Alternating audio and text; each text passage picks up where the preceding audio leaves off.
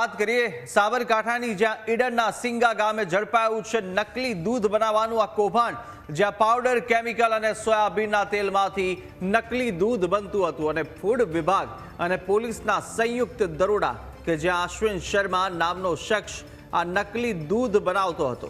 નકલી દૂધ બનાવી બજારમાં ગ્રાહકો અને કંદોઈને ત્યાં વેચાણ કરવામાં આવતું હતું.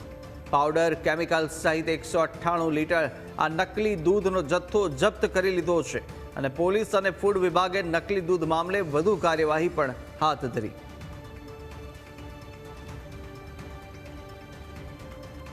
તો ઈડરની આ ઘટના છે જ્યાં નકલી દૂધ બનાવવાનું કૌભાંડ સામે આવ્યું છે અને પોલીસ અને ફૂડ વિભાગ દ્વારા સંયુક્ત દરોડાની કામગીરી કરવામાં આવી, જેમાં સમગ્ર કૌભાંડનો પર્દાફાશ થયો છે. પાવડર અને કે સાથે જ આ તરફ સોયાબીન મલાવી અને આ નકલી દૂધ બનાવવામાં આવતું હતું. 198 લીટર આ નકલી દૂધનો જથ્થો પણ જપ્ત કરી દેવામાં આવ્યો છે અને સાથે જ આને બનાવવામાં આવતી અન્ય સાધન સામગ્રી પણ જપ્ત કરી દેવાય છે. તો સાથે અત્યારે પોલીસ દ્વારા વધુ કાર્યવાહી આ ઘટના બાદ હાથ ધરાઈ.